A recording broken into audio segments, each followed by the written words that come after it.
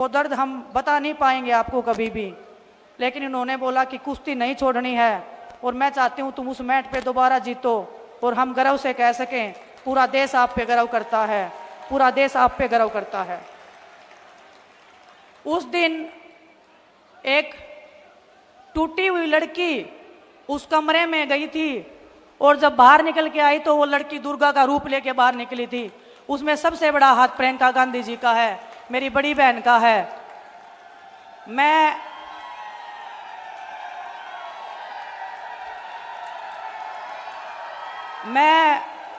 बहुत भावनाओं से चलने वाली लड़की हूं, राजनीति में नई नई आई हूं। आप ये मत मानना कि मैं राजनीति के उसमें अगर मैं कांग्रेस पार्टी में आ गई हूं इसलिए मैं ये बड़ी बड़ी बातें कर रही हूं, मैं ये बातें बड़ाई की कर रही हूं, लेकिन मैं दिल से राहुल भैया का, प्रियंका गांधी जी का, सोनिया मैम का, मल्लिकार्जुन खड़गे साहब का, सभी पार्टी के जो वरिष्ठ नेतागण थे, जब ज्वाइनिंग से पहले हम उनसे मिले थे, ऐसे लगा था कि पूरा देश और एक मेरा परिवार जो है वो और बढ़ गया है और मैं अपना दर्द, अपनी तकलीफ उनके सामने रख सकती हूँ और वो 1 मिनट में, चुटकियों में मेरी समस्या का हल कर सकते हैं। वो प्यार, वो आशीर्वाद मुझे इनसे जो मिला है वही आशीर्वाद प्यार पूरे देश ने मुझे देने का काम किया है। ओलंपिक से आने के बाद में इस पूरे देश ने जो मेरे को संभाला है, इस टूटी हुई लड़की को संभाला है। ये टूटी हुई लड़की आज आपके सामने पूरे दृढ़ विश्वास के साथ में खड़ी है और आपको ये कह सकती है, मेरी छोटी बहनों को बता सकती हूँ, मेरे बड़े भाइयों को बता सकती हूँ, जिंदगी में उतार चढ़ाव आते रहेंगे, लेकिन हमारे जैसे लोग, प्रियंका गांधी जी जैसी बड़ी बहन आपके पीछे खड़ी रह के हमेशा आपकी ताकत बनने का काम करेंगे। आप सबको पता है राजनीति में मैं नई हूं। दिन में 10 बार बड़े भाई दीपेंद्र सिंह हुड्डा जी के भी फोन आ जाते हैं मेरे पास में कि बहन क्या चल रहा है, ऐसे करना है, ऐसे करना है। जो मेरे को गाइडेंस मिल रहा है, जो परिवार मेरा एक इतना बड़ा क्षेत्र जुलाना विधानसभा का, हर दिन जो मैं गांव में निकली हूं, हमारा कारवा, हमारा परिवार, हमारा ये प्यार हमेशा बढ़ता गया है। मेरे को समेटने में भी टाइम लगेगा आपके इस प्यार को, आपके इस सम्मान को, लेकिन मैं आपको दावे के साथ, मेरे विश्वास के साथ मैं एक बात कह सकती हूँ, आपकी बेटी ना कभी किसी के सामने झुकी थी, ना कभी किसी के सामने झुकेगी। परमात्मा के सामने हमारा शीश झुकता है और बड़ों का हम आदर सम्मान अपनी जी जान से ज़्यादा करते हैं। और मैं ताऊ और ताई सबको एक बात बोलना चाहती हूँ, जो पगड़ी आप मान सम्मान में अपनी इस बेटी को पहनाते हो, बेटी मैं इसलिए बोल रही हूँ, बहुत सारे लोग बोलते हैं कि तेरी तो शादी हो गई है, आपने कभी मेरे को ऐसे फील ही नहीं करवाया कि मेरी शादी हुई है। यहाँ पे आपने बेटी से भी ज़्यादा मान सम्मान और प्यार मेरे को दिया है। आपकी ये बेटी आपके हर दुख दर्द में, हर पिछड़े समाज के साथ में, हर उस दलित, हर उस अत्याचार के आगे खड़ी होगी जो आपने कभी झेला है। हर उस जातिवाद से, हर उस धर्म से आगे बढ़ के आपकी बेटी हमेशा आपके हकों की रक्षा करने के लिए आगे बढ़ती रहेगी। लेकिन वो ताकत और वो विश्वास आपको मेरे को देना पड़ेगा। जब आपकी बेटी विधानसभा में जाएगी तो मैं आपको विश्वास के साथ कह सकती हूँ कि वो आवाज़ जो बनेगी वो आपकी आवाज़ बनेगी। आपके बीच में से जो ये बेटी जाएगी, आपके हकों की आवाज़ बन के, आपका जो मैंने कुश्ती के क्षेत्र में नाम किया है, आप 5 साल बाद जब मैं दोबारा आपके बीच में आऊँगी, यही बड़ा मंच होगा। और मैं दीदी को भी बताना चाहती हूँ, ये जुलाना विधानसभा एक नया इतिहास रचने जा रहा है। आपके आशीर्वाद से, आपके प्यार से इस जुलाना की मेरी कर्म भूमि को मैं हमेशा तहे दिल से बहुत शुक्रगुजार करती रहूंगी, धन्यवाद देती रहूंगी कि आपने इस बेटी को, एक ऐसी बेटी को जिसके पीछे इतने दुश्मन लगे हुए हैं, इतने लोग पीछे लगे हुए हैं तोड़ने को, डराने को, लेकिन आपके विश्वास से, आपकी ताकत से ना कभी डरे हैं, ना कभी झुके हैं। आप सबका जो विश्वास है वो ऐसे ही बना रहे, आपका प्यार ऐसे ही बना रहे। आपकी ये बेटी हमेशा दिन रात आपके बीच में रह के, बहुत सारे लोग बोल देते हैं कि ये तो चली जाएगी यहाँ से, मैं आपको विश्वास दिलाती हूँ और दीदी ने जब प्रियंका दीदी ने जब मेरे को यहाँ पे भेजा था, दीपेंद्र भाई साहब से जब मैं मिली थी, उन्होंने एक ही बात बोली थी कि कुश्ती के क्षेत्र से अलग है ये क्षेत्र, लेकिन जब आप अपने इन लोगों को टाइम दोगे तो ये लोग आपको अपने दिल और जान से ज़्यादा प्यार करेंगे। और जुलाना की इस धरती ने मेरे को वो दिखा दिया है, वो प्यार वो सम्मान दे के आप सबका मैं तहे दिल से धन्यवाद करती हूँ। और मैं धन्यवाद करती हूँ आपको कि आप हमारे मान सम्मान में दिन रात मेहनत कर रहे हैं। हर एक कार्यकर्ता, हर एक हमारे पार्टी का नेता, चाहे 20 साल पुराने हों, चाहे 25 साल पुराने जो पार्टी में लगे हुए हैं, हर एक तक मैं पहुंचूंगी। आप ऐसे नहीं मानना कि भूल जाएगी, आपके घर तक, आपके चूल्हे तक आपकी बेटी जाने का काम करेगी। बस थोड़ा सा टाइम और वक्त मुझे आपको देना पड़ेगा, लेकिन आपको कभी निराशा नहीं होगी, ये मैं आपको विश्वास दिला सकती हूँ। आप सबका पुनः बहुत बहुत धन्यवाद। और प्रियंका दीदी का, दीपेंद्र भाई साहब का मैं हमेशा आभार व्यक्त करती हूँ, हमेशा धन्यवाद व्यक्त करती हूँ। आप सबका, आपके प्यार का हमेशा मान सम्मान ऐसे ही बनाए रहेंगे। बहुत बहुत धन्यवाद आप सबका। मैं अब बिना विलंब के हरियाणा की हर बहन को, जिसमें अपना भाई दिखाई देता है, हर पीड़ित में अपना मसीहा दिखाई देता है, और हर माँ में जिसको अपने बेटे की सूरत दिखाई देती है, उस हरियाणा के नूरे नजर भाई दीपेंद्र सिंह हुड्डा से मैं आग्रह करूंगा, जोरदार तालियों के साथ भाई दीपेंद्र सिंह हुड्डा का इस्तकबाल हम करते। भाई दीपेंद्र सिंह हुड्डा जी हमारे बीच में, हमारी नेता, हमारी बड़ी बहन, जिन्होंने हर संघर्ष में आपका साथ दिया। जब किसान पे बात आई, आपको लखीमपुर याद होगा, जब किसानों को बेरहमी से भाजपा सरकार के मंत्रियों की गाड़ियों के नीचे रौंदा गया, तो एक शेरनी की तरह एक हमारी बहन देश में अकेली निकली और लखीमपुर गई, जहां पर बीजेपी सरकार ने उन्होंने जेल में कई दिनों तक रखने का काम किया। जब हमारी बेटियों पे बात आई, जंतर मंतर में और दिल्ली की सड़कों पे हमारी बेटियों को घसीटा जा रहा था, तो देश में सबसे पहले कदम बढ़ाकर हमारी बेटियों के सम्मान में, हमारे खिलाड़ियों के सम्मान में अगर कोई पहुंचा, तो हमारी ये शेरनी, हमारी ये बहन प्रियंका गांधी पहुंची। जब संविधान की बात आई और गरीब की बात आई, संविधान पे आक्रमण हो रहा था देश में, तो हमारी बहन सबसे पहले आई। और जब हरियाणा के मान सम्मान की बात आई, तो हमारे बहन ने हमेशा हरियाणा के लिए हमेशा बहन खड़ी रही। आज ऐसी हमारी बहन का मैं अपने इलाके में आप सबकी तरफ से स्वागत करता हूं कि आज हमारे हरियाणा की इस पावन धरा पे और मेरे इस इलाके में आप आए हो। मैं बहुत बहुत आपका स्वागत करता हूं। बाकी हरियाणा में क्या चल रहा है, यह रिपोर्ट आप तक पहुंच गई कि नहीं पहुंच गई? जुलाना वालों, क्या चल रहा है? किसकी सरकार बन रही है? हरियाणा के कोने कोने से आज एक ही आवाज आ रही है, बीजेपी की दमनकारी सरकार जा रही है और कांग्रेस पार्टी की सरकार। देखो, हमने नहीं कहा कि आ रही है, बोलो, अंदर से आपके आवाज आई, क्योंकि ये भगवान की आवाज है, सच की आवाज है। जो ये सरकार, बीजेपी की सरकार, जिसने हरियाणा का इतना नुकसान किया, जिस सरकार ने आज हरियाणा को देश में नंबर 1 बना दिया बेरोजगारी में, हरियाणा को देश में नंबर 1 बना दिया नशे में, हरियाणा को बीजेपी ने नंबर 1 बना दिया देश में अपराध में, भ्रष्टाचार, महंगाई, आज विकास की पटरी से हरियाणा को उतारने वाली ये सरकार, 750 किसानों की जान की कुर्बानी लेने वाली बीजेपी ये सरकार, हमारी बेटियों को दिल्ली की सड़कों पर घसीटवाने वाली बीजेपी की ये सरकार, बाबा साहब भीमराव अंबेडकर जी के संविधान की हत्यारी ये भाजपा की सरकार, गरीब आदमी की सारी स्कीम्स को हरियाणा में बंद करने वाली बीजेपी की ये सरकार, आज हर घर को परेशानी में डालने वाली बीजेपी की ये सरकार। आज जब हमने इस सरकार से, मैं प्रियंका जी को बताना चाहता हूं, हमने एक पदयात्रा करी और सरकार से पूछा कि आपने हरियाणा का इतना भट्टा बिठा दिया कि नहीं बिठा दिया इन्होंने हरियाणा का भट्टा? सवाल पूछा कि आपने हरियाणा का जो भट्टा बिठा दिया है, हरियाणा हिसाब मांग रहा है 10 साल के आपके कुशासन का।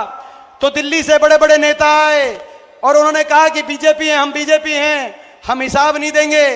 10 साल हरियाणा का भट्टा हमने बिठा दिया हो, भले हम हिसाब नहीं देंगे क्योंकि हम बीजेपी हैं। हम तो हिसाब लिया करते हैं, हम हिसाब दिया नहीं करते। बीजेपी के नेताओं ने ये कहा। जब 5 अक्टूबर को वोट पड़े तो भाई जो मशीन है, भाई मशीनों में से दिल्ली के उन नेताओं तक एक गूंज जानी चाहिए, इतनी मशीन दबा दो, इतनी मशीन दबा दो, दिल्ली के नेताओं तक ये बात जानी चाहिए। कहीं और आपका बिना हिसाब करे काम चल जाता होगा, लेकिन यहां नहीं चलेगा। ये महाभारत की धरती है, क्योंकि ये हरियाणा है प्रधान, ये हरियाणा है, यहां न्याय होगा। बहन बेटी के जब मान सम्मान पे बात आई, ये वो देश है, प्रदेश है जहां दुश्मन की बहन बेटी की इज्जत को भी अपनी इज्जत मानने की संस्कृति है। जब द्रौपदी की इज्जत पे बात आई तो यहीं नजदीक में कुछ कोस दूर कुरुक्षेत्र के मैदान में महाभारत का महारण हुआ। ये वो देश है, यहां आपकी हरियाणा की बेटियों के साथ क्या हुआ वो आपने नजारा देखा। मैं आज दीदी का स्वागत करने के साथ साथ आप सबकी तरफ से एक आश्वासन दिलाना चाहता हूं दीदी को। जब यहां पे आए हम नामांकन में, जब यहां पे आए विनेश बहन के प्रचार में, तो इन सब ने कहा कंपटीशन लगेगा। गढ़ी सांपला कलोई जो हुड्डा साहब का विधानसभा क्षेत्र है, गढ़ी सांपला कलोई का और जुलाना का कंपटीशन लगेगा कि कौन ज्यादा जिताएगा। तो मैंने इनको कहा कि भाई जुलाना से ज्यादा जिता दो आप। बताओ भाई, जुलाना से ज्यादा जिता दोगे क्या? जुलाना से ज्यादा जिताओ आप। बड़ी जीत, आप बड़ी जीत जुलाना में देना, ताकि अगली कांग्रेस की सरकार प्रदेश में प्रियंका जी के नेतृत्व में, राहुल गांधी जी के नेतृत्व में और सतपाल ब्रह्मचारी जी, विनेश जी और हम तीनों मिलकर प्रदेश में जुलाना को नंबर 1 विकास में बनाने की जिम्मेदारी आज हम लेने के लिए आए हैं। ये हमारी जिम्मेदारी है, जुलाना को विकास में नंबर 1। बहुत दिनों से जो है मैं समझता हूं ये जुलाना हल्के की आज आस है कि जुलाना विकास में प्रदेश में नंबर 1 आए। तो आज ये हमारी जिम्मेदारी है और आपकी जिम्मेदारी है बड़ा आशीर्वाद देकर मेरी इस छोटी बहन विनेश फोगाट को बड़ा आशीर्वाद देकर आप चंडीगढ़ भेजना। आपके आशीर्वाद की एक एक वोट से मुझे और हम सबको उतना ही आशीर्वाद मिलेगा जितना विनेश को मिलेगा, और मिलकर हम चलेंगे। बताओ, दीदी को विश्वास दिला दूं, ये जो हल्का ये प्रदेश में नंबर 1। अब मैं आग्रह करता हूं आपके बीच में, जिस घड़ी का आप इंतजार कर रहे थे वो घड़ी आ गई है। ये छोटी बात नहीं है कि हमारी बड़ी बहन अपनी छोटी बहन के लिए जुलाना में आज आपके बीच में आई हैं, और उनको हमने विश्वास दिलाया कि आप जो आए हो आपका मान सम्मान जुलाना रखेगा। ये इलाका 36 बिरादरी दीदी आपका मान सम्मान रखेगा। मैं 2 नारों के साथ आपको आमंत्रित करता हूं कि आप आएं और लोगों के जुलाना के हमारी 36 बिरादरी की सरदारी के सामने प्रियंका गांधी, राहुल गांधी, मल्लिकार्जुन खड़गे, कांग्रेस पार्टी, प्रियंका दीदी।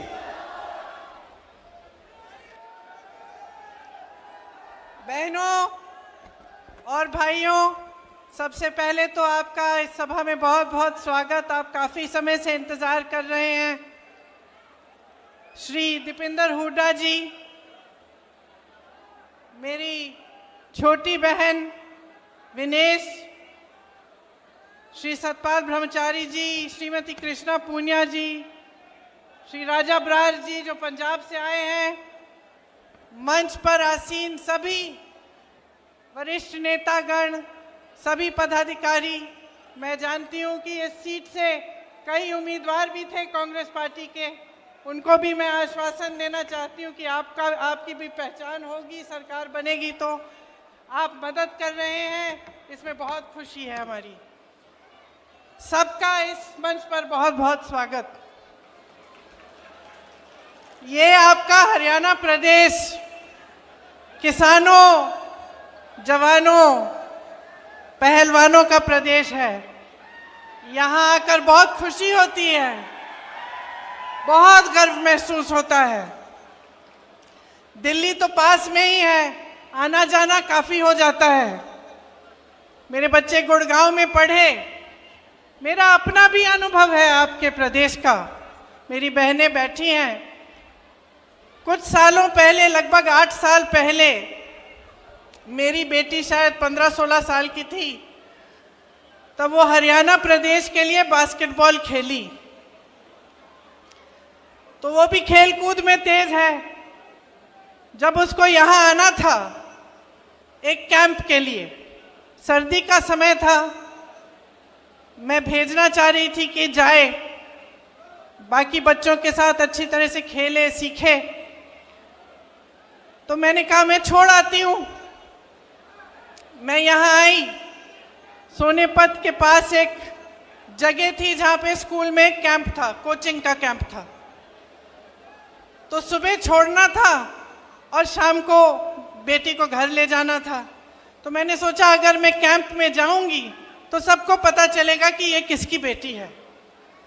तो मैंने सोचा कि इससे अच्छा मैं थोड़ा दूर उसको छोड़ देती हूँ और वो चली जाएगी और शाम को मैं आके ले लूँगी, तो किसी को पता नहीं चलेगा कि मेरी बेटी है, सब की तरह समान तरह से उसके साथ व्यवहार होगा। तो मैंने बेटी को छोड़ दिया सुबह पाठशाला में। यहाँ सोनेपत के पास एक सरकारी पाठशाला थी शायद, और मैंने सुरक्षा कर्मियों को कहा कि अपनी गाड़ी हम किसी खेत के पास लगा देते हैं, गाड़ी में रुक जाएंगे पूरे दिन। तो बैठी थी मैं गाड़ी में, कुछ 1-2 किलोमीटर दूर था पाठशाला से, और मैंने खेतों में देखा कि एक दादाजी खेत में काम कर रहे हैं। तो मैंने सुरक्षा कर्मियों को कहा आप यहीं ठहरो, मैं जाके ज़रा बात करती हूँ। मैं चली गई खेत में उनसे बात करने के लिए। उन्होंने मुझे पहचाना नहीं, सुरक्षा कर्मी दूर थे। बातचीत हुई, मैंने कहा मुझे सिखा दीजिए कटाई करना। कटाई कर रहे थे तो थोड़ा सिखाया मुझे, थोड़ी सी कटाई मैंने उनके साथ कर ली। उन्होंने सोचा होगा ये शहर की लड़की है, थक गई होगी, धूप बहुत है, तो कहा कि बेटा घर चलो मेरे साथ, घर में चाय पिलाएंगे, थोड़ा सा आराम कर लेना। मुझे भी लगा कि पूरे दिन इंतज़ार करना है, तो चलो इन्हीं के घर चले जाती हूँ, दादू जी के साथ चली जाऊँगी, वहीं बैठ जाऊँगी, पूरा दिन इंतज़ार करना है मुझे। तो दादू के साथ मैं घर चली गई। मुझे घर ले गए अपने, घर में दादी जी थी, छोटे छोटे बच्चे थे, बहुएं थीं। मुझे खाना खिलाया, पराठे बनाए, चाय पिलाई, सारी बातें बताई कि कौन कहाँ पढ़ता है, कौन किसकी नौकरी कहाँ है, सारी चीज़ें मुझे एकदम अपना लिया। मतलब अभी अभी मिले थे, मुझे जानते नहीं थे, अपने परिवार समान घर ले गए, अपनाया। मुझे भी बहुत अच्छा लगा, खूब बातें हुई कि किस तरह से क्या करते हैं, क्या होता है, अपना जीवन कैसे गुजारते हैं। तभी 4-5 घंटे बीत गए, मुझे पता भी नहीं चला। 4-5 घंटों बाद उनका बेटा घर आया। अब इत्तेफाक से उनके बेटे ने रायबरेली में काम किया था, तो मुझे देखते ही पहचान लिया और कहा कि आप तो प्रियंका हैं। तो अब मैंने कहा नहीं था, मैंने कुछ कहा नहीं था उनको, तो मुझे भी अचानक मुझे लगा, मैंने कहा हाँ। तो फिर तो सबने और भी गले लगाया और फिर दादी जी की बात की, पिताजी की बात की, और हमारी एक दोस्ती हो गई। देखिए 8 से 10 साल बीत गए हैं। जब जब मेरी रैली आसपास लगती है तो उनका बेटा मनोज कभी कभी दादू जी को ले आते हैं मेरे से मिलने, कभी कभी मेरे घर भी आते हैं। जब जब मेरे घर आए तब कभी खाली हाथ नहीं आए, गन्ना लाए, घी लाए, बच्चों के लिए कुछ ना कुछ लाए, कपड़े लाए। और दादी जी सीधे मेरी रसोई में गई और पराठे बनाने लग गई, सबके लिए खाना पकाया। तो एक अपनापन जो था वो एकदम बन गया। और मुझे अक्सर लगता है कि यही है हरियाणा, यही है हरियाणा की जनता, यही है आपकी संस्कृति, यही है आपके संस्कार। और एक और बात बता देती हूँ कि उन 8 सालों में मेरे से एक चीज़ नहीं मांगी। कुछ भी मांग सकते थे, जब हमारी सरकार थी केंद्र में तो ठीक है, लेकिन सरकार न होते हुए भी कुछ भी मांग सकते थे, ये नौकरी दिलवा दो, एक काम करा दो। कुछ नहीं मांगा आज तक मेरे से, सिर्फ मुझे प्रेम दिया है। और मैं समझती हूँ हमेशा कि जो आपका प्रदेश है और मेरा परिवार है, उसके बीच जो रिश्ता रहा है, उसी का प्रतीक ये मेरा एक छोटा सा रिश्ता जो इस एक परिवार के साथ है वो है। एक और बात बताती हूँ, मेरी बच्ची फिर हरियाणा के लिए खेली और उसके साथ 10 और लड़कियां थीं जो उसकी टीम में थीं। यहाँ से दूर जाना था पौंडीचेरी, चेन्नई से भी आगे, मद्रास से भी आगे।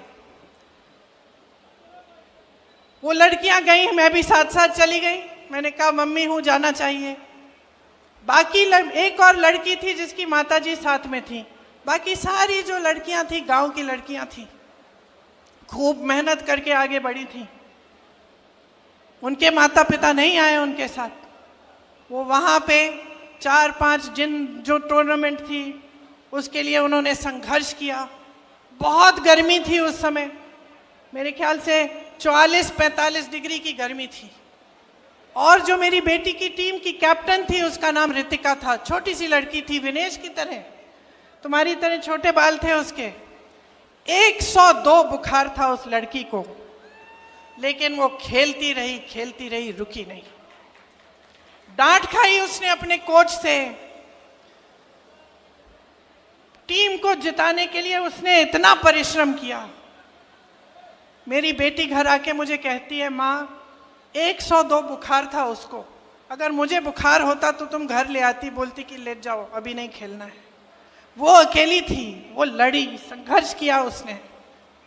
हमारी पूरी टीम उसके साथ खड़ी थी, लेकिन वो अकेली लड़की 102 बुखार लेकर वो खेलती रही, वो रुकी नहीं। तो मैं समझती हूं कि हर लड़की, हरियाणा की हर लड़की के दिल में ये आग है। हर बेटी ने संघर्ष किया है अपने अपने तरह से। आप सब बड़ा करते हो, पालते हो, पोसते हो, किसी कैंप में भेजते हो, स्पोर्ट्स के लिए भेजते हो, आगे बढ़ाने के लिए आप संघर्ष करते हो, भरोसे के साथ भेजते हो। मैंने भी जब जब अपने बच्चों को भेजा है, चाहे स्कूल में, पाठशाला में, कोचिंग कैंप में, तो कुछ भरोसा होता है अध्यापकों पे, कोच पे, आगे जो संस्था है उस पे भरोसा होता है कि चलो हम भेज रहे हैं अपने बच्चों को, आप कम से कम हमारे बच्चों की हिफाजत कर लोगे। बच्चा भी देश के लिए, प्रदेश के लिए लड़ रहा है, संघर्ष कर रहा है, खेल रहा है। पूरे देश को गर्व होगा अगर जीतेगा, तो उसकी हिफाजत करिए। यही उम्मीद रखते हैं माँ बाप, है ना? माताएं बैठी हैं बहुत, यही उम्मीद रखती हैं आप। विनेश के साथ भी ऐसा ही हुआ कि उसके माँ बाप ने भी पूरे भरोसे के साथ उसको भेजा,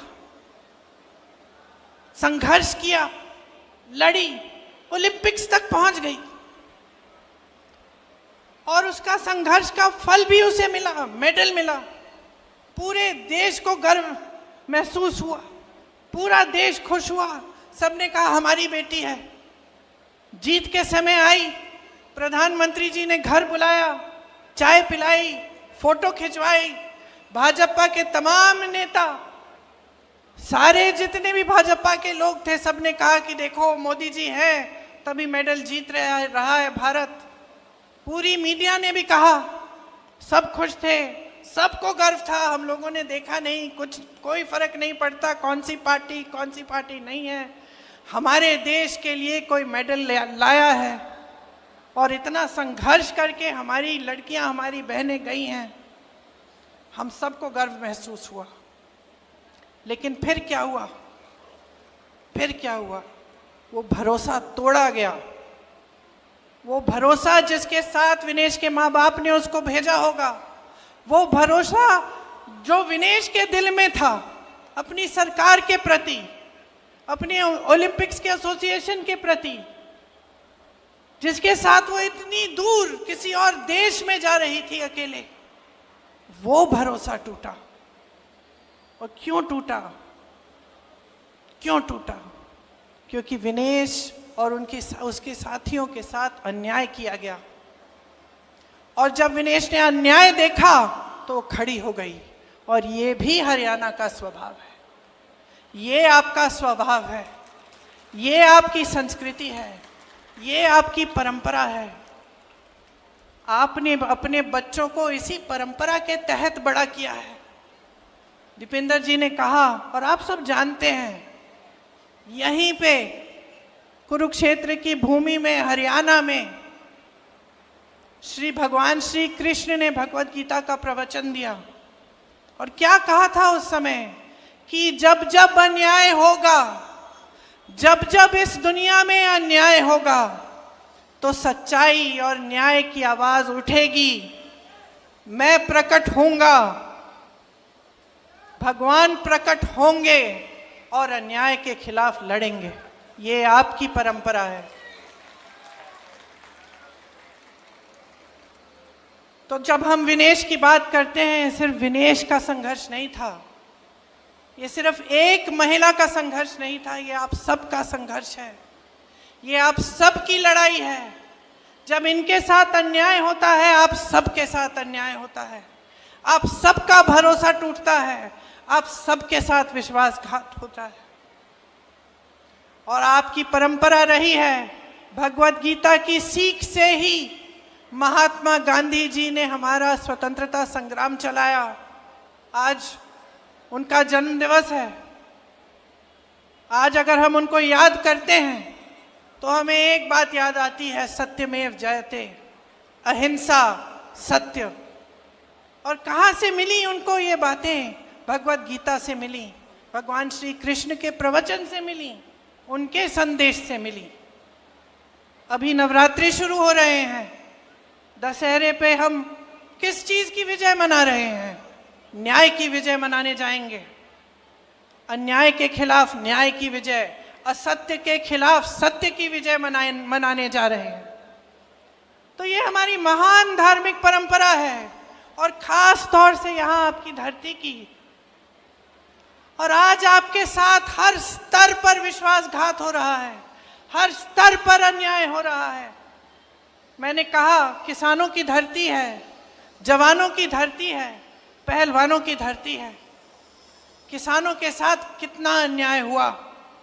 3 काले कानून लाने वाले मोदी जी अपने घर से तब 5 मिनट के लिए बाहर नहीं आ पाए, जब आप महीनों से उनके दरवाजे के पास कुछ ही किलोमीटर दूर दिल्ली के बॉर्डर पे खड़े हुए उनसे न्याय मांग रहे थे। वो ऐसे कानून बनाने जा रहे थे जिससे आपके पेटों पे लात पड़ती। उनको मालूम था कि इन कानूनों से सिर्फ बड़े बड़े उद्योगपतियों का फायदा होगा, किसानों का कोई फायदा नहीं होने वाला है। फिर भी वो पीछे हटे नहीं। आपने संघर्ष किया, बैठे रहे महीनों के लिए, आप पे लठ चलाया गया, आपको मारा पीटा गया, 750 किसान शहीद हुए। ये हिले नहीं। हिले तब जब उत्तर प्रदेश का विधानसभा का चुनाव आया, जिसका जिक्र आपने किया दीपेंद्र जी। जब चुनाव आया तब हिले। तब इनको लगा कि अब चुनाव में मुश्किल हो जाएगी, ये 3 काले कानून हम वापस ले लेते हैं। तो किसानों के साथ इन्होंने सरासर अन्याय किया। एमएसपी की बात करते हैं और फिर उन उपजों पर एमएसपी देते हैं जो आप यहाँ पे उगाते ही नहीं हैं। कहते हैं हमने 24 ऐसी चीजें हैं जिन पे 24 फसल है जिन पे हमने एमएसपी दिया है, उसमें से 10 तो आप उगाते ही नहीं हैं यहाँ हरियाणा में। तो किसको बेवकूफ बना रहे हैं? पूरा देश देख रहा है, देश की जनता देख रही है। आपने कहा कि रोजगार के मामले में हरियाणा सबसे पीछे है। रोजगार बनाएंगे कहां, जब इन्होंने सब अडानी और अंबानी को दे दिया है? सारी चीजें जो है, सारी जमीन, सारे उद्योग, सारे बंदरगाह, सारे हवाई अड्डे, सब कुछ बड़े बड़े उद्योगपतियों को दे दिया है। तो रोजगार बनेंगे कहां से? जो आपके छोटे मोटे बिजनेस होते थे, जहां से रोजगार बनते थे, जो खेती किसानी थी, वहां से आज रोजगार नहीं बन सकते हैं। तो ये रोजगार देने का काम कर ही नहीं सकते, क्योंकि इनकी नीतियां ही इसके खिलाफ हैं, आपके खिलाफ हैं। इसीलिए अग्निवीर जैसी स्कीमें निकालते हैं, जिससे आप अपने बच्चों को, जब नौजवानों को आप सरहद पे भेजते हैं देश के लिए, शहीद होने के लिए, और उनको बताया जाता है कि अगर तुम शहीद हो जाओगे तो तुम्हारे माँ बाप को पेंशन नहीं मिलेगा। बताया जाता है कि जाओ 4 सालों के लिए सेना में भर्ती हो जाओ और 4 साल बाद वापस आ जाओ, फिर से बेरोजगार बनो और फिर से नौकरी ढूंढने निकलो। ये दिया है आपको मोदी जी ने। आपको ये एक फैमिली आईडी दे दी, पहचान पत्र जिसमें परिवार के हर सदस्य का नाम, हर सदस्य की आमदनी चाहिए इनको। मैं मिली थी कुछ लोगों से भैया के साथ 2 दिन पहले, वो बता रहे थे कि जब से ये आईडी आया है तब से मुसीबत ही मुसीबत है। सबकी आमदनी जोड़ दी है और कईयों की आमदनी नहीं है, वो उसमें झूठी आमदनी डाल के जोड़ दी और फिर कह दिया कि ना तुम्हारा बच्चा सरकारी स्कूल में पढ़ सकता है क्योंकि तुम्हारी तो आमदनी बहुत है, या कह दिया कि जो किसान को सुविधाएं मिलती हैं वो तुम्हें मिलेंगी नहीं क्योंकि तुम्हारी आमदनी बहुत है। तो इस तरह से आपको गुमराह करने का काम किया है। 10 साल हो गए, 10 सालों से सिर्फ और सिर्फ आप अन्याय देख रहे हो, नौजवानों के साथ, पहलवानों के साथ, किसानों के साथ, महिलाओं के साथ। तो बचता क्या है? भगवान ने कहा कि जब जब अन्याय होगा तो न्याय की लड़ाई लड़ने के लिए आपके बीच उतरेंगे। लेकिन ये भगवान तो आपके दिल में भी तो है, यही भगवान आपके दिल में है, तो कब खड़े होगे इस अन्याय के खिलाफ? विनेश खड़ी हुई, बड़े बड़े नेताओं ने इसका साथ छोड़ दिया, मोदी जी ने नहीं बुलाया चाय पे, आए भी नहीं इनसे मिलने के लिए, बात करने के लिए, लेकिन इस देश की जनता खड़ी हो गई विनेश के साथ। आप खड़े हुए विनेश के साथ क्योंकि आपके दिल में सच्चाई है, आपके दिल में भगवान है। तो अब वो मौका आ गया है फिर से, वही कुरुक्षेत्र की लड़ाई, वही अंग्रेजी साम्राज्य के खिलाफ लड़ाई, कोई फर्क नहीं है। आज ये लड़ाई आपकी लड़ाई है, अन्याय के खिलाफ, असत्य के खिलाफ, दुष्टों के खिलाफ लड़ाई है। आपको खड़ा होना पड़ेगा, आपको अपने अंतर्मन में झांकना पड़ेगा और देखना पड़ेगा कि ये क्या हो रहा है मेरे साथ, मेरे प्रदेश के साथ, मेरे देश के साथ। ये नेता जो मंच पे आते हैं, बड़ी बड़ी बातें करते हैं, लेकिन जब काम का समय आता है तो हमें देखते ही नहीं है। जब हमारे साथ अन्याय होता है तो हमें पूछते नहीं हैं। जब हम इनके दरवाजे तक पहुंचते हैं और सड़क पे बैठ के इनसे यही गुहार लगाते हैं कि हमारी बात सुन लीजिए, हमारे साथ अन्याय हो रहा है, हमें आपके कानून नहीं चाहिए, हमारी भलाई करिए, तब हमारी तरफ देखते तक नहीं है। किसान कुचले जाते हैं, इनके मंत्री के बेटे के द्वारा जीप के पहियों के नीचे कुचले जाते हैं, ये हिलते नहीं है, पलक नहीं झपकाते। तो क्या हो रहा है आपके साथ? सरकार बनाता कौन है? आप बनाते हैं। नेताओं को बनाता कौन है? आज चाहे दीपिंदर जी हो, चाहे मैं हूं, चाहे विनेश जी हो, क्या आपके बिना हम इस मंच पे बैठ सकते हैं?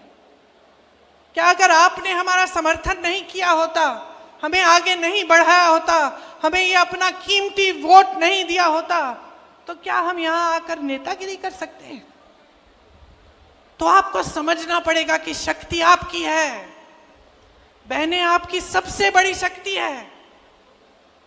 जिस तरह से बच्चों को बड़ा करते हो, पालते हो, पोसते हो, बच्चा गलत करता है उसको टोकते हो, बच्चा झूठ बोलेगा डांटोगी, बोलोगी कि क्या झूठ बोल रहे हो, थप्पड़ भी मार दोगी, कभी कभी टोकती हो।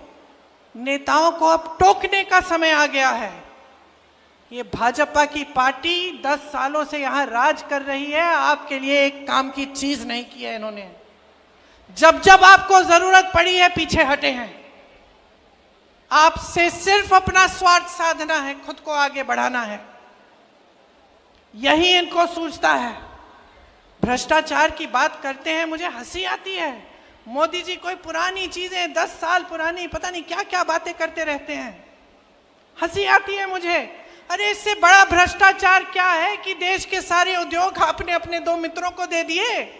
इससे बड़ा भ्रष्टाचार क्या हो सकता है कि आप ऐसे कानून लाने जा रहे थे जिससे इस देश का किसान पिस जाएगा, लेकिन आपके बड़े 2 बड़े उद्योगपति मित्रों को सब कुछ मिल जाएगा, उन कानूनों का फायदा मिल जाएगा। वो उद्योगपति किसी किसान की जमीन हड़पना चाहे, लेना चाहे, तो किसान उसके खिलाफ कचहरी में लड़ ही नहीं सकता, ऐसा कानून था वो। डीएम के पास जाओ और डीएम सुलझाएगा तुम्हारा मामला।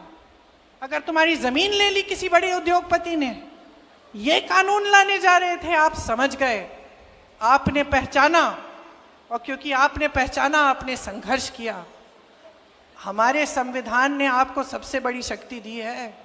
सत्यमेव जयते कहने वाली बात नहीं थी, ये हमारे संविधान में गढ़ी हुई है ये बात, समानता की बात, कि आप में, मेरी बहन जो यहाँ बैठी है, आप में वो खेती जिसने मुझे सिखाई दादू जी, आप में उतनी ही शक्ति है जितनी दीपेंद्र जी में है, जितनी मोदी जी में है, जितनी मेरे में है।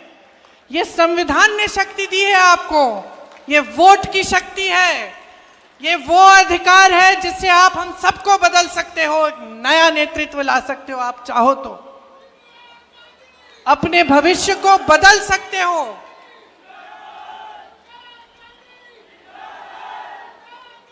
आपका भविष्य आपके हाथों में है, इस बात को आप गहराई से समझ लीजिए। अभी चुनाव हुआ था कुछ महीनों पहले, आपने देखा कि इन नतीजों में क्या हुआ। लोग समझने लगे कि ये बड़ी बड़ी बातें करते हैं, ये झूठ बोलते हैं, ये मंच पर आकर कुछ भी कह डालते हैं, लेकिन जब काम का समय होता है, जब न्याय का समय होता है, जब सच्चाई का समय होता है, तो ये दिखते तक नहीं है। तो ये बात आप भी समझ लीजिए। देखिए, आप अपने बच्चों को बड़ा करते हैं ताकि उनका भविष्य बने। माँ बाप खुश कब होते हैं? बच्चा नौकरी कर रहा है, कमा रहा है, हमें भी लगता है, बहन आपको भी लगता होगा, बड़ा होगा, आपकी देखभाल करेगा, आपका पालन पोषण करेगा, मतलब पालन पोषण नहीं, आपकी देखभाल करेगा, आपने पालन पोषण किया है उसका। तो आपको लगता होगा कि मैं किस लिए कर रही हूं इतना संघर्ष, महंगाई इतनी है, कुछ खरीद नहीं पा रही हूं, त्योहार आ रहा है, घर की लिपाई पुताई करनी है, घर को सजाना है, मेहमान आएंगे, खाना बनाना है, त्योहार मनाना है। घबराहट क्यों हो रही है? घबराहट क्यों हो रही है? खुशी के साथ साथ घबराहट हो रही है, क्योंकि महंगाई इतनी है। तो महंगाई, बेरोजगारी, अन्याय, ऐसे ऐसे कानून जिससे किसान की कमाई नहीं हो पा रही है। तो आप बदलाव लाएंगे कि नहीं लाएंगे? यहाँ की बेरोजगारी हटानी है कि नहीं हटानी है? ये लोग भ्रष्टाचार की बात करते हैं, तमाम स्कैम तो इन्हीं के हैं। यहाँ पे एक पूरी लिस्ट बनी हुई है, देखिए, डाडम और यमुना खनन घोटाले, शराब घोटाला, मेट्रो रूट घोटाला, अमृत योजना, सफाई घोटाला, रजिस्ट्री घोटाला, धान खरीद घोटाला, रोडवे स्कीम का घोटाला, HSSC घोटाला, 30 पेपर लीक। बच्चे बड़े होते हैं, पढ़ाई करते हैं, आप मेहनत करते हो पढ़ाने के लिए, बेचारा भर्ती का पेपर देने के लिए ट्यूशन करता है, ट्यूशन के लिए आप कर्ज लेते हो, ट्यूशन करता है, पेपर देता है, पेपर लीक हो जाता है, भविष्य खत्म। अब इंतजार करो, भर्ती नहीं निकलती। अब उसको लगता है कि भाई भर्ती निकल जाएगी, आज नहीं तो कल, 1 महीने में, 2 महीने में, 6 महीने में, करते करते इंतजार करता है, भर्ती नहीं निकलती, बेरोजगार रहता है, कहीं और एप्लीकेशन नहीं देता, ये सोच के कि चलो मैंने पेपर कर लिया, कभी ना कभी तो निकलेगी। तो एकदम पूरी तरह से आपके भविष्य को बर्बाद करने का काम किया है, हर तरह से आपको पीस रखा है, आपको घेरा हुआ है। तो समय आ गया है, चुनाव है, चुनाव की गंभीरता को आप समझिए। कांग्रेस पार्टी इस चुनाव में आपको कह रही है, और आपको देखना चाहिए कि हमारे जहां जिन प्रदेशों में हमारी सरकार है, उनमें हम क्या क्या कर रहे हैं। बुजुर्गों को, दिव्यांगों को विधवा पेंशन 6,000 रुपए महीना हम दे रहे हैं। ये आपको हम कह रहे हैं कि हम हरियाणा में देने जा रहे हैं। मेरी बहनों को हर महीने 2,000 रुपए मिलेंगे सरकार से, क्योंकि बहनें, आपकी मेहनत को कोई पहचान नहीं रहा है, आपकी मेहनत को कोई पहचान नहीं रहा है। आप खेती में भी मेहनत करेंगी, जॉब भी करेंगी, ऑफिस में काम भी करेंगी, तब भी आप घर पे आकर मेहनत करती हैं, तब भी घर पे खाना आप पकाएंगी, बच्चों का देखभाल आप करेंगी, परिवार के सब सदस्यों का देखभाल करेंगी। जब तक सब सोएंगे नहीं तब तक आप नहीं सोगी, है कि नहीं? कोई पहचानता है इस मेहनत को? हम कह रहे हैं हम पहचानते हैं। आपको हर महीने 2000 रुपए दिए जाएंगे इस मेहनत के लिए, ताकि आप कम से कम अपने पैरों पे आप थोड़ा सा अपना पैसा रख सकते हैं, अपने पैरों पे अपनी तरह से खड़े हो सकते हैं। आज गैस का सिलेंडर इतना महंगा है आप खरीद नहीं पाते। कांग्रेस पार्टी कह रही है गैस के सिलेंडर को 500 रुपए में आपको दिया जाएगा, मतलब आप 500 रुपए में उसको खरीद पाएंगे। जो 2 लाख पद खाली हैं, 10 सालों से भाजपा की सरकार ने खाली रखे हैं, उनको भरने का काम कांग्रेस पार्टी करेगी। भैया के साथ 2 दिन पहले मैं हरियाणा में ही कुछ लोगों से मिली, ट्रक चलाते हैं वो। मैंने उनसे पूछा कि अगर आपको एक स्कीम आपके लिए निकालनी होती जिससे आपका फायदा होता, वो कैसी स्कीम होती, कौन सी स्कीम होती? उन्होंने कहा कि स्वास्थ्य बीमा की स्कीम होनी चाहिए। एक ने कहा मैं राजस्थानी हूं, जब अशोक जी और कांग्रेस की सरकार थी राजस्थान में, तो मैंने अपनी माताजी का इलाज 80,000 रुपए का इलाज, किडनी का की समस्या थी, मैंने उनका इलाज मुफ्त में कराया। ऐसी स्कीम यहाँ हरियाणा में भी लाओ। तो आज मैं आपको कहना चाहती हूँ कि 25 लाख रुपए तक मुफ्त इलाज सरकार आपका कराएगी, चाहे कुछ भी आपकी बीमारी हो। राजस्थान में कैंसर के पेशेंट, हार्ट के पेशेंटों का इलाज हुआ, मैं मिली उनसे, इतने खुश थे और हम भी खुश थे कि भाई हमने भी अपनी जिम्मेदारी निभाई। ये जो सारा पैसा आपसे लूटा जाता है दिन रात, जो भाजपा की सरकार, मोदी जी की सरकार, अडानी अंबानी जी की सरकार जो आपसे रोज लूट रही है, ये पैसा वापस आपकी जेब में आना चाहिए, वापस आपको मिलना चाहिए। कैसे? इन्हीं स्कीमों के द्वारा।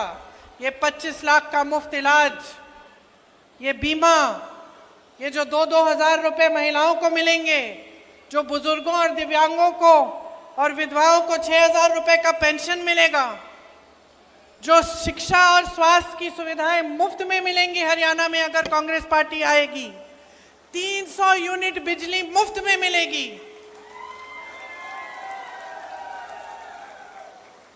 गरीब परिवारों को 100 गज का प्लॉट और 2 कमरे का मकान जो मिलेगा, ये सब आप ही के पैसों से जो आज आपसे लूटे जा रहे हैं, बड़े बड़े उद्योगपतियों को दिए जा रहे हैं, उन पैसों से आएगा ये पैसा, क्योंकि ये आपका पैसा है, आपकी जेब में जाना चाहिए। मैंने एमएसपी की बात की, इसकी गारंटी दे रहे हैं हम, गारंटी दे रहे हैं कि आपको मिलेगी। हम पीछे हटने वाले लोग नहीं हैं, हम लड़ने वाले लोग हैं। हम आपके लिए सड़कों पे उतरे हैं, हमने संघर्ष किया है, चाहे दीपेंद्र जी हो, चाहे विनेश जी हो, हम सब ने आपके लिए संघर्ष किया है और करते रहेंगे। हम सब आपके लिए दिन रात समर्पित रहेंगे। आप याद रखिए कि कौन आपके लिए खड़ा रहता है और कौन आपके लिए सच्चाई से काम करना चाहता है। मैं दावे के साथ ये कह सकती हूँ कि विनेश उनमें से है, क्योंकि जब हमने राजनीति में आने की बात की तो इन्होंने मुझसे ये नहीं कहा कि मुझे शान चाहिए, शोहरत चाहिए, मुझे सत्ता चाहिए, ये नहीं कहा। हिचकिचा रही थी, सोच रही थी कि करना चाहिए कि नहीं। फिर मेरे से कहा दीदी सच बताओ, मुझे गलत बात मत बताओ। राजनीति में आने से क्या जो ये मेरी न्याय की लड़ाई है हरियाणा की लड़कियों के लिए, हरियाणा की मेरी बहनों के लिए, इसको मजबूती मिलेगी कि नहीं? अगर मजबूती मिलेगी तभी मैं राजनीति में आऊंगी, ये बोला है।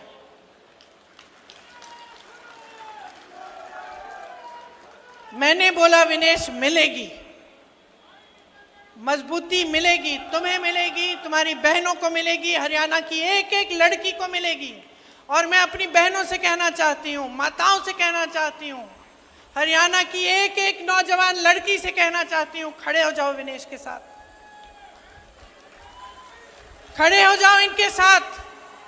हिम्मत है इस लड़की में, इसने कहा कि ये टूट गई थी, लेकिन मैं जानती हूं ये टूटी नहीं, ये टूटी नहीं। इसको लग रहा था कि टूट जाएगी, लेकिन तब भी खड़ी हुई, ओलंपिक्स में गई, हराया, जापानी गोल्ड मेडलिस्ट को हराया। मैं और मेरी बेटी टीवी पे देख रहे थे, कूदने लग गए हम दोनों कि देखो हमारे देश के लिए क्या किया है, देखो इसके साथ कितना अन्याय हुआ। मोदी जी की पुलिस ने इसके बाल खींचे, इसको घसीटा, सड़क पे मारा, पीटा, लेकिन देखो तब भी झुकी नहीं, पीछे हटी नहीं, लड़ती रही, टूटी नहीं। ओलंपिक्स में गई और लड़ी हमारे लिए, और पूरा देश आज विनेश के साथ है, क्योंकि ये देश ही ऐसा देश है। इस देश का स्वभाव है कि ये देश सच्चाई को पहचानता है, सत्य को पहचानता है, न्याय चाहता है, और हमेशा यही लड़ाई इस देश के वासियों ने लड़ी है। तो आज इस चुनाव में मैं सिर्फ ये कहने आई हूं, अपनी लड़ाई लड़ो, हम सब साथ में लड़ेंगे। एक नई सरकार लाओ, भाजपा के एक एक नेता को दिखाओ कि ये असत्य, ये लूट, ये भ्रष्टाचार, ये सब नहीं चलेगा। आपको एक सरकार चाहिए जो आपके लिए दिन रात काम करके दिखाए। यही आपका संवैधानिक अधिकार है। इसीलिए महात्मा गांधी जी लड़े, शास्त्री जी लड़े, इसीलिए आज भी कांग्रेस पार्टी लड़ रही है। अगर मेरे भाई राहुल गांधी के साथ अन्याय नहीं होता, अगर उसने संघर्ष नहीं किया होता, अगर मेरे पिता की लाश वो घर नहीं लाता, तब उसमें ये हिम्मत नहीं होती कि वो 8000 किलोमीटर इस देश की एकता के लिए चलता। अगर विनेश के साथ अन्याय नहीं होता, तब शायद उसमें इतनी हिम्मत नहीं होती जितनी आज है। आपके साथ भी अन्याय हो रहा है, हिम्मत बनाओ, लड़ो, बदलो इस सरकार को, हटा दो इस भाजपा को। कांग्रेस की लहर आपके सम्मान की लहर है। पूरे हरियाणा में ये लहर छा गई है। वोटिंग के दिन कांग्रेस पार्टी को मजबूत बनाकर, विनेश को अपना वोट देकर आप अपने भविष्य को मजबूत बना रहे हो। आप सबने बहुत ध्यान से मेरी बातों को सुना, कुछ लंबा भी बोली मैं, तो आपको घर भी जाना पड़ेगा। अभी काफी समय से बैठी हैं। आपको बहुत बहुत धन्यवाद। और नवरात्रि के लिए, दशहरे के लिए मेरी तरफ से, मेरे परिवार की तरफ से बहुत बहुत शुभकामनाएं। जय हिंद। बहुत बहुत धन्यवाद हमारी नेता सम्मानीय प्रियंका गांधी जी के लिए, जिन्होंने अपना बहुत ही शानदार उद्बोधन दिया। सम्मानित मंच पर हमारे बीच में पंजाब से आए हमारे प्रदेश कांग्रेस कमेटी के प्रदेश अध्यक्ष सम्मानीय राजा अमरिंदर सिंह वड़िंग का भी हम यहाँ पर बहुत बहुत स्वागत करते हैं। धन्यवाद हमारी नेता प्रियंका गांधी जी का, जिन्होंने अपने प्रेरणादायक शब्दों के माध्यम से जुलाना की धरती पर ये उत्साह भरने का काम किया है। अपनी बहन के लिए यहाँ पर आई है। मैं धन्यवाद देती हूँ हमारे बड़े भाई दीपेंद्र सिंह हुड्डा जी का, जिन्होंने समय समय पर हमारी बहन के इस चुनाव को संभाला है, लड़ा है और अपना चुनाव मानकर फिक्र करते हैं। आपकी जुलाना की इस धरती पे बहुत बहुत आभार। सभी साथियों का एक जोश